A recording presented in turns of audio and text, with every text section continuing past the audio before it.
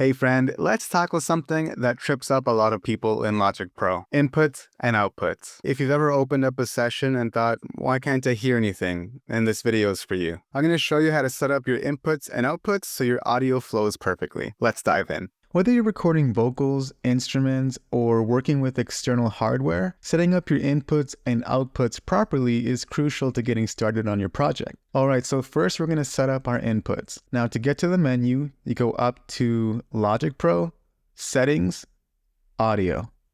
Another way to do this faster is if you hold Command, comma, and the menu will pop up. So input device is where you select the audio interface or microphone that you're using. In my case, I have the Scarlett Solo. That's the interface that I'm using. If you were using the built-in microphone in your computer, you would select iMac microphone. But I would highly recommend you get yourself a relatively inexpensive audio interface to record professional sounding audio. Next, let's set up the output device. This is where the sound is going to be played back, so you can hear everything you're recording and producing. So here in output device, you'll notice mine says screen record with audio. That's just a specific setup that I'm using to make these tutorials. But if you have studio monitors connected to an audio interface, you would select that interface here. For example, I would go up here, select Scarlett Solo. If you're using headphones connected directly into your computer, you would select iMac speakers, or it would say something like built-in headphones. Now let's create a new audio track and just make sure that our inputs and outputs are set up correctly. We'll go over here to the plus button. Here we have 4 options. We're going to select audio. And over here where it says details, we'll see that the audio input, I have it set up to input 1 on my audio interface. And I have my audio output set up to output 1 and 2. Alternatively, you can have it set up to mono output 1 or mono output 2. Then we just hit create.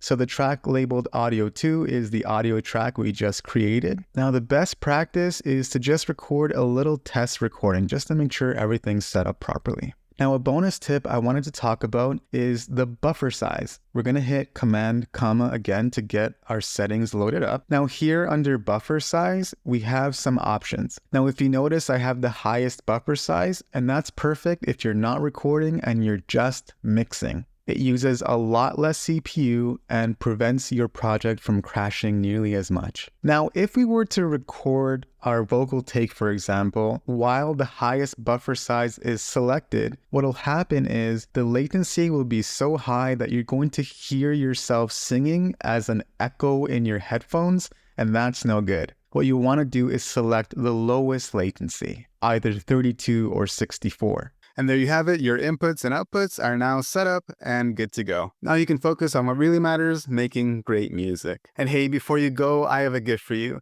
Head on over to mymixingchecklist.com and download your free 9-step mixing checklist. It's designed to guide you through the process of mixing a song from start to finish. Absolutely free. It's my gift to you for hanging out with me today. I'll see you in the next one. And remember, you got this.